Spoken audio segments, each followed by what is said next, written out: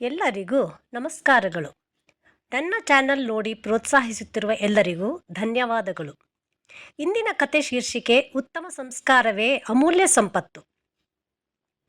ಒಂದೂರಿನಲ್ಲಿ ಒಬ್ಬ ಮಹಾನ್ ಸಂತನಿದ್ದ.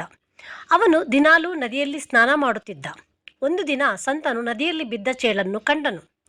ಚೇಳು ನದಿಯೊಳಗೆ ಬಿದ್ದು ದಂಡೆಯತ್ತ ಬರಲು ತುಂಬ ಚಡಪಡಿಸುತ್ತಿತ್ತು. ಚೇಳಿನ ಮೇಲೆ ಸಂತನಿಗೆ ಕರುಣೆ ಉಂಟಾಗಿ ಸಂತನು ಚೇಳನ್ನು ಕೈಯಲ್ಲಿ ಹಿಡಿದು ದಂಡೆಯ ಮೇಲೆ ಇಡಲು ಪ್ರಯತ್ನಿಸಿದನು. ಚೇಳು ತನ್ನ ಮಾಮೂಲು ಅಭ್ಯಾಸದಂತೆ ಸಂತನ ಕೈ ಕಚ್ಚಿತು. ಸಂತನು ನೋವಿನಿಂದ ಕೈ ಸಡಲಿಸಿದಾಗ ಚೇಳು ನದಿಗೆ ಬಿದ್ದಿತು. ಸಂತನು ಪುನಃ ಚೇಳನ್ನು ಕೈಯಲ್ಲಿ ಹಿಡಿದು ದಂಡೆಯ ಮೇಲೆ ಇಡಲು ನೋಡಿದನು. ಪುನಃ ಚೇಳು ಅವನ ಕೈಯನ್ನು ಕಚ್ಚಿತು. ಹೀಗೆಯೇ 4-5 ಬಾರಿ ನಡೆಯಿತು. ಸಂತನ ಶಿಷ್ಯರು ಇದನ್ನು ನೋಡಿ ಗಾಬರಿಯಾದರು. ಅವರು ಸಂತನಿಗೆ, ಗುರುಗಳೇ, ಚೇಳು ನಿಮ್ಮನ್ನು ಹಲವು ಸಲ ಕಚ್ಚಿದರೂ ನೀವು ಅದನ್ನು ರಕ್ಷಿಸಲು ಪ್ರಯತ್ನಿಸುತ್ತಾ ಇದ್ದೀರಿ. ನಿಮ್ಮ ಕೈಯಲ್ಲಿ ರಕ್ತ ಬರುತ್ತಿದೆ. ದಯಮಾಡಿ ನಿಮ್ಮ ಪ್ರಯತ್ನ ನಿಲ್ಲಿಸಿ ಎಂದು ಬೇಡಿಕೊಂಡರು.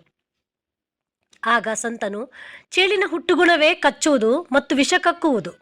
ಹಾಗೆ ಮಾಡುವುದೇ ಅದರ ಸಂಸ್ಕಾರ. ಇದರಲ್ಲಿ ಚೇಳಿನ ತಪ್ಪಿಲ್ಲ. ಆದರೆ ನನ್ನ ಸಂಸ್ಕಾರ ಸಂಕಟದಲ್ಲಿ ಇರುವವರಿಗೆ ಸಹಾಯ ಮಾಡುವುದು. ಚೇಳು ತನ್ನ ಕಚ್ಚುವ ಗುಣ ಬಿಡದೇ ಇರುವಾಗ ನಾನು ನನ್ನ ಕಾಪಾಡುವ ಗುಣ ಹೇಗೆ ಬಿಡಲಿ ಎಂದನು. ಕೊನೆಗೂ ಸಂತನು ಚೇಳನ್ನು ನದಿ ದಂಡೆಗೆ ಬಿಡುವಲ್ಲಿ ಸಫಲನಾದನು. ಯಾವುದೇ ಕಾರಣಕ್ಕೂ ಇತರರ ಕೆಟ್ಟ ಸಂಸ್ಕಾರ ನಮ್ಮ ಮೇಲೆ ಪ್ರಭಾವ ಬೀರದಂತೆ ನೋಡಿಕೊಳ್ಳಬೇಕು ಎಂಬ ಸಂದೇಶ ಗುರು ಶಿಷ್ಯರಿಗೆ ಕೊಟ್ಟನು. ಸಂ ಎಂದರೆ ಒಳ್ಳೆಯದು, ಸ್ಕಾರ ಎಂದರೆ ರೂಪಿಸುವುದು, ಸಂಸ್ಕಾರ ಎಂದರೆ ಒಳ್ಳೆಯತನದ ರೂಪ. ಸುಸಂಸ್ಕಾರ ಇದ್ದವನಿಗೆ ಸನ್ಮಾನ ಸ್ವತಃ ಬರುತ್ತದೆ ಎನ್ನುವ ಮಾತಿದೆ.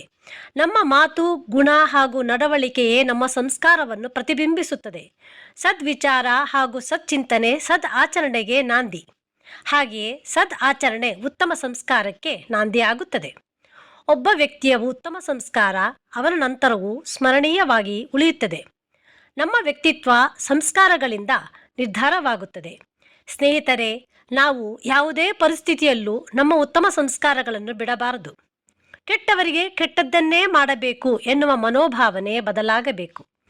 ಈ ಕತೆ ಮತ್ತು ಸಂದೇಶ ನಿಮಗೆ ಇಷ್ಟವಾದಲ್ಲಿ ಸ್ನೇಹಿತರೊಂದಿಗೆ ಹಂಚಿಕೊಳ್ಳಲು ಮರೆಯಬೇಡಿ. ಧನ್ಯವಾದಗಳು.